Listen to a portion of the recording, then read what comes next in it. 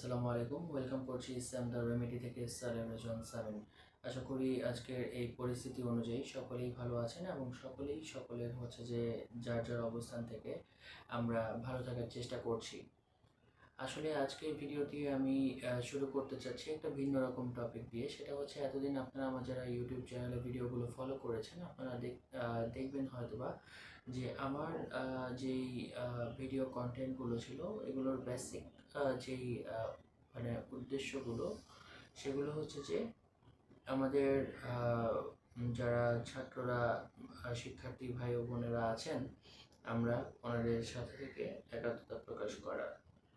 যদিও আমাদের একটা দল মত নির্বিশেষে আলাদা আলাদা একটা পলিটিক্যাল জায়গা আছে, কিন্তু সকল রাজনীতিতে সকল রাজনৈতিক দলে ভালো মন্দ মিলিয়েই কিন্তু হচ্ছে যে একটা রাজনৈতিক দল তৈরি করা হয়। আমরা হয়তোবা সুবিধাবঞ্চিত কিছু রাজনৈতিক সদস্য আছে, রাজনৈতিক দলের সদস্য আছে, কর্মী আছি, যারা হচ্ছে যে দল থেকে কখনো কোনো সুযোগ সুবিধা আমরা আদায় করিনি এবং আদায় করতে চাইও নি। আমরা চেয়েছিলাম যে দলটা যেন ভালোভাবে নিজেদের কার্যক্রমগুলো পরিচালনা করে, যেন হচ্ছে দলের সুনাম থাকে এবং হচ্ছে যে কোনো কোন্দল বা নিজেদের মধ্যে কোনো সহিংসতা আমরা তৈরি করিনি।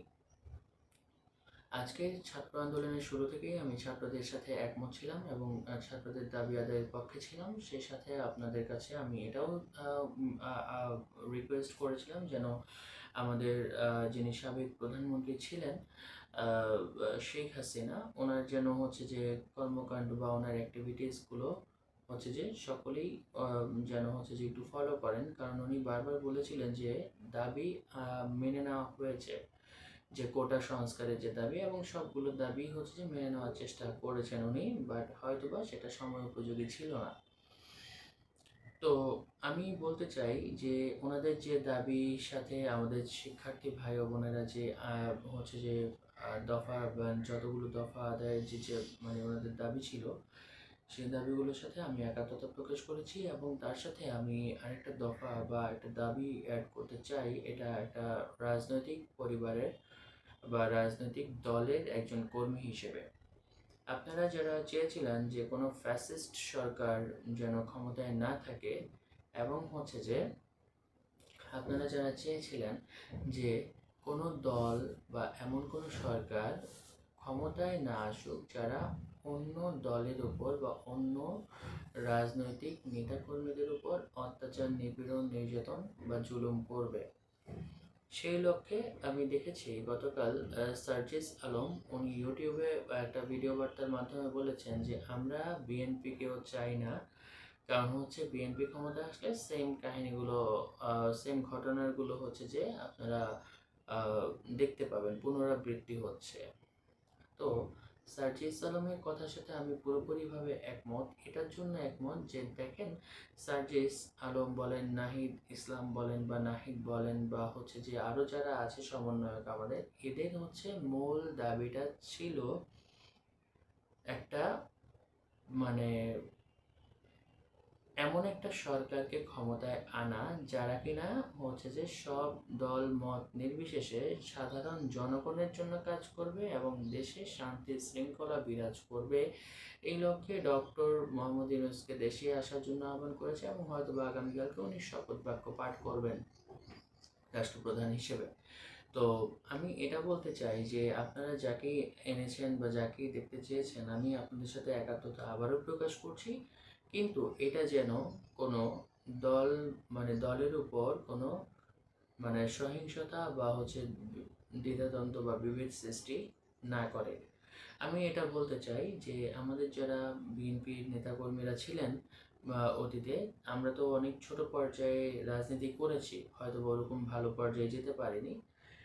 আমরা আসলে এসব ব্যাপারে ইন্টারফেয়ার করারও সুযোগ পাইনি। যারা বিএনপির সাবেক নেতাকর্মীরা ছিলেন, যারা জামাতে ছিলেন, যারা আমাদের আইনশৃঙ্খলা বাহিনীতে ছিলেন, তাদেরকে যেন কোনো অন্যায় অবিচার করা না হয়, এবং যারা বর্তমান সময়ে আওয়ামী লীগের হচ্ছে যে নেতাকর্মী ছিলেন, যারা হচ্ছে যে আওয়ামী লীগকে সমর্থন করেছিলেন, তাদেরও যেন কোনো সমস্যা না হয়। দেখেন, আপনি যদি জানেন ওখানে গেলে আপনার বিপদ হবে, তাহলে কিন্তু আপনি ওখানে যাবেন না। আপনি যদি জানতেন যে এখানে আসলে আপনার ক্ষতি আছে বা এটা সমর্থন করলে এরা হচ্ছে যে খারাপকে সমর্থন করে, আপনিও খারাপ হয়ে যাবেন। অবশ্যই আপনি খারাপ নিজেকে করতে চাইবেন না।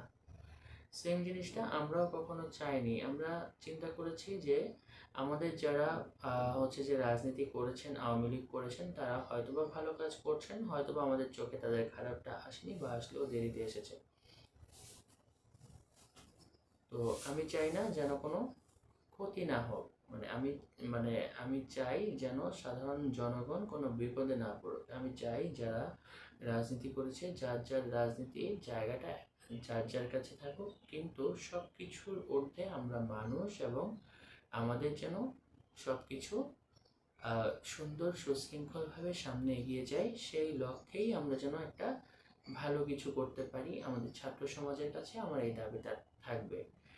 আমি আরেকটা জিনিস বলতে চাই, এই যে কোটা সংস্করণের যে আন্দোলন, এটার মধ্য দিয়ে যে নতুন সরকারের রূপরেখা তৈরি করেছে আমাদের ছাত্ররা এবং আমরা যারা শিক্ষার্থী আছি, আমরা যারা সাধারণ ছাত্রছাত্রী আছি, আমরাও বলতে চাই যেন আমাদের ভবিষ্যৎটা সুন্দর হয়, আমরা যেন ভালো কিছু করতে পারি ভবিষ্যতে।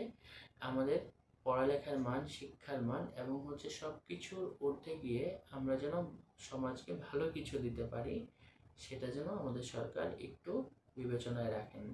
ধন্যবাদ সবাইকে, ভালো থাকবেন। আমার ভিডিওটি যদি ভালো লেগে থাকে তাহলে হচ্ছে যে সবাইকে লাইক, কমেন্ট এবং শেয়ার করতে আমি অনুরোধ করছি আমার ইউটিউব চ্যানেলটি। আসসালামু